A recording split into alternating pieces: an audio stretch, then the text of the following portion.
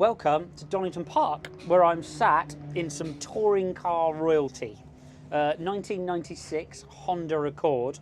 May or may not have been driven by David Leslie. Still trying to get a straight story on that. But it is a super touring car. My first time driving one, the most epic era of touring car racing. I know nothing about this car, apart from the fact it's a transverse mounted 4-pot with tons of ram air that I've already seen. It revs to 8.5 grand. I know it's got water-cooled brakes. I don't know how many gears it's got. I'm going to find out when we get on track. But Jez Banks has kindly offered me a run in it. So here we are on an RMA track day, and I am going to have a run in it and see what mid-90s touring car racing was all about.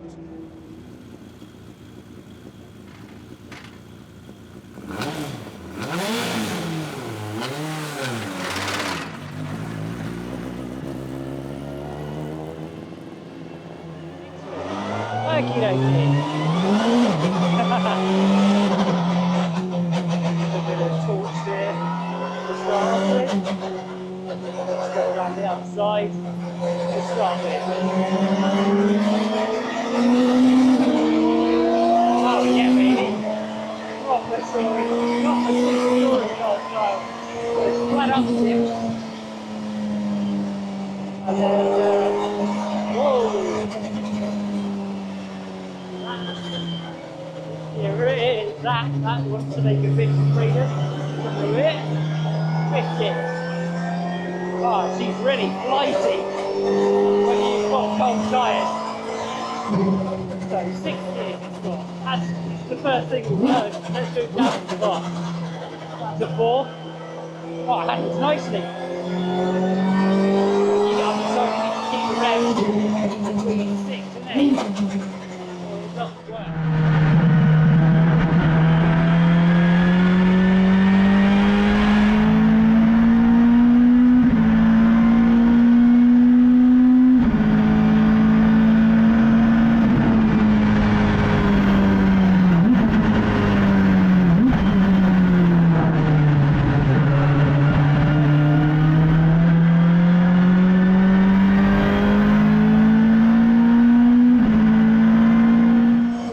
On the brakes. 4, 3, 2, and then over this inside curve, yeah. The rear of this thing is so alive. That's good. You get a load of torque. Short little ratio stack in it.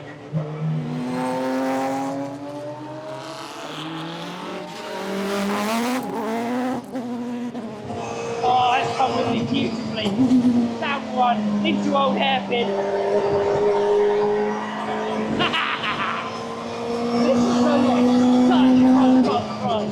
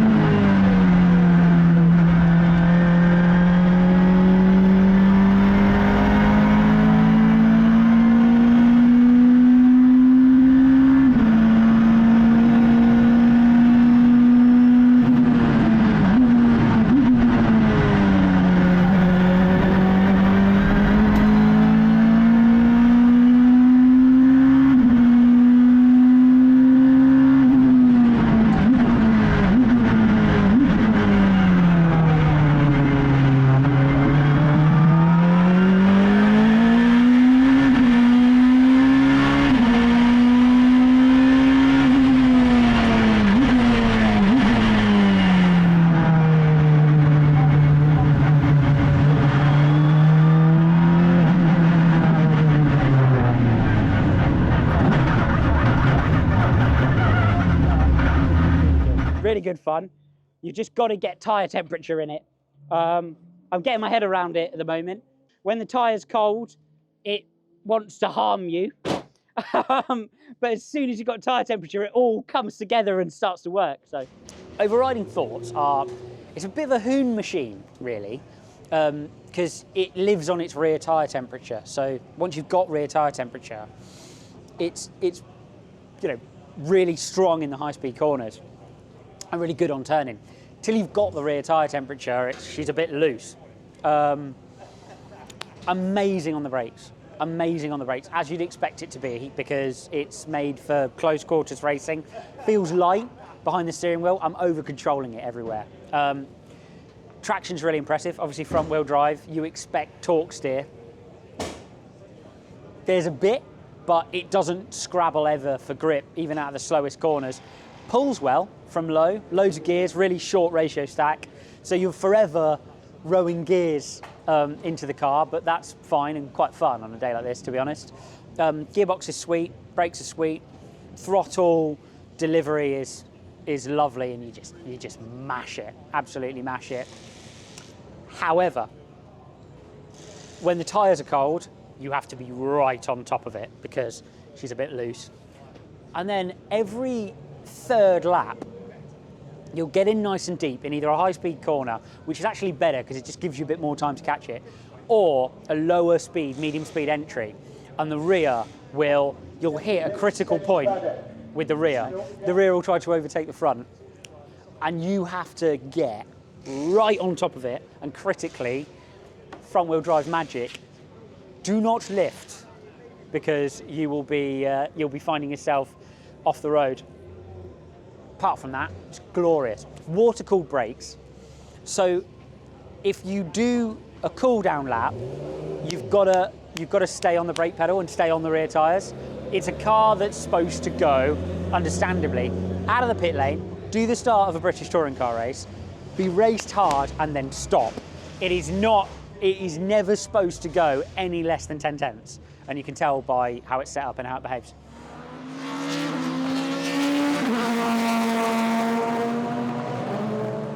So these are considered to be the best era, arguably the best era. You can tell me in the comments if you think it's the best era of British touring car racing. They've got tons of power. I'm going to find out how much power in a minute. Feels about 300 brake, but it's probably just a little bit underneath. Have a look though at this engine. So transverse mounted, 4-pot, double overhead cam, shoved back and down into the engine bay, and it is so mounted because effectively there's just this huge ram air set up here, which obviously scoops air from the massive vent, filters it, and just channels it into what's quite a small capacity engine. And they're just basically getting the most possible out of the literage available. Mildly hilarious just how much air is going in to a tiny little engine block. Look, but it's all nicely weight balanced. In terms of running gear though, because it's obviously front wheel drive, this is it, right? So you've got absolutely everything out front here, and then rear axle is just a passenger around the racetrack. If you come and have a look inside, see how low and central the driving position is. Air jacks, so we've reached the 90s. There's the other one, look over there, that help the team jack the car up, so you fill those with air, and then they jack the car up. Changes the world of a race team, a set of air jacks do. You sit low, sit central, big old sequential shifter, motorbike style, as so many of them are. So first is a big push forwards, and then it's third, fourth, fifth, sixth. Then neutral is in between first and second. So if you get it in first and then you give it like a gentle pull back, it'll go into neutral. I mean, they're not supposed to go into neutral out on track. You've got brake biases down here. So that's on this little bias adjuster, which you can't see while you're driving. And these two rods here are anti-roll bars, so front and rear. They're labelled on this side. I'm not sure if they're labelled on the other side as well. The team have told me that basically to deal with that cold rear tyre problem, you start the race with the front full hard and the rear full soft to give you lots of stability. And then as the race went on, you slowly switched them over to try and counteract the understeer you get from it destroying slowly its front tyres, which it does, because the front tyre is effectively doing all the braking, all the turning and all the going. It's doing everything. The rear tyres, it's just a passenger, as mentioned. The rest is all on this sort of big stack system. So you've got indicators, you've got a warning, you've got a beam, fog, which will be the anti-fog for the screen, I'd have thought, and then wiper, fast and slow, and some other controls. Everything else is up here, right in front of the driver. You get a gear indicator there, which you can't really see from the driving position, but you'd know which gear you're in, and shift lights on top of the dash. Revs to 8.5 grand. She's screaming when you're going round. Flat upshift on a throttle cut that attaches to the stick, and then you need the full heel and toe on the downshifts with the downward push. So many of these manual sequentials from that era are like that. It's such, I mean, whether it's the most efficient way to go racing, I don't know, but it's just so cool to have the big old stick in the middle of the car. Feels racy as hell. Love it. You're in a big old cage, so you can tell it's built to take a whack. But yeah, I mean, they're so basic and light. It's a lovely place to be out on the racetrack. Visibility is really, really good in both mirrors and out the front as well. I would, if this was your race car for the year, you'd walk in with a smile on your face, as long as you were winning every week. So it's a car to be driven with a rush of blood to the head, this. So until you're within 1,500 or 2,000 revs of the red line, it doesn't even bother to charge its own battery. So you're never supposed to even be down there. So yeah, I mean, and the rear tyre needs so much temperature that I think you just do better in a pack.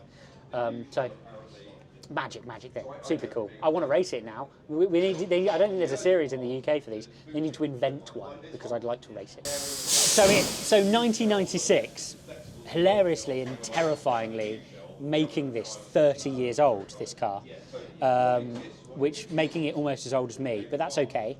But you get to this era, you turn it on and it goes, and then you drive out the pit lane.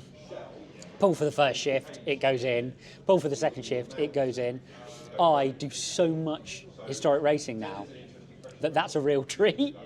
And all of a sudden, it's amazing how quickly your perspective changes to, right, well, the front, the rear, the balance, the slide, the way the brakes work, the braking bias. You just move on and expect more from the car.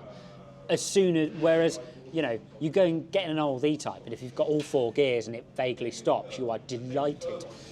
This thing, you expect a tremendous amount of it as you're going round, kind of automatically, which I guess just comes with the territory of it being a bit of a later car.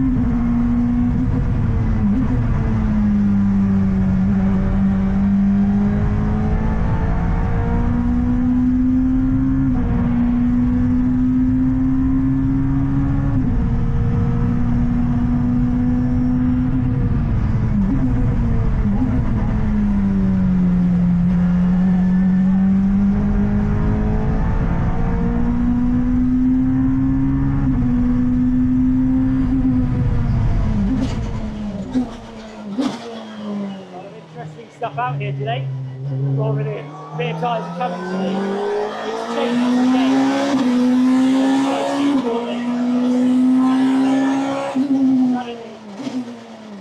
I'm going to attack the brakes and then I can get off them and roll it in.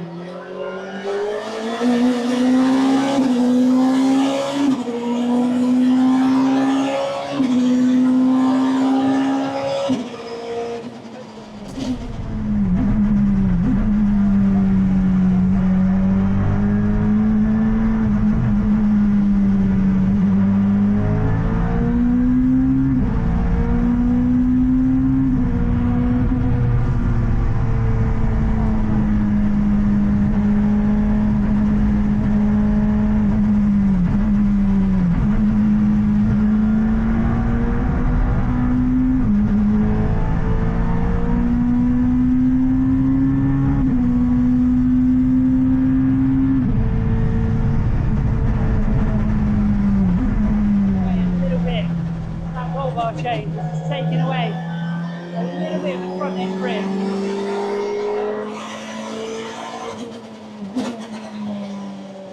It's just so much drivable.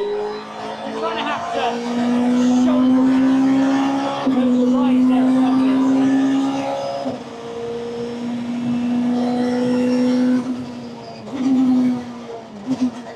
That's glory. Lots of lounge here. Well, I had to get right on top of it on the way in there.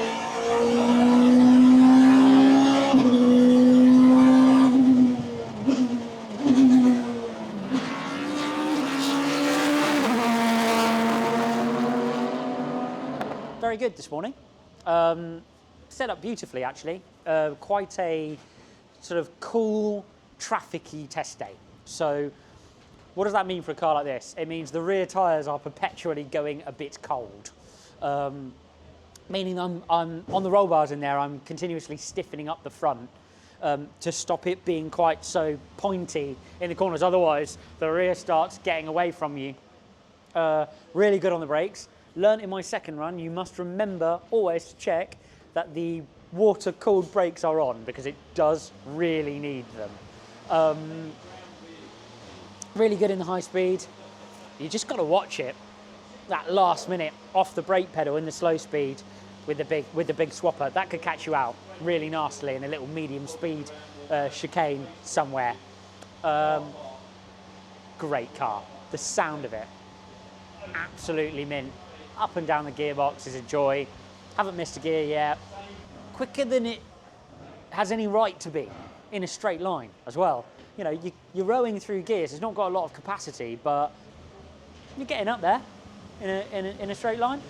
So I guess, yeah, I mean, the concept of racing 30 of those against each other was pretty good fun. It's a shame we don't still do it, really.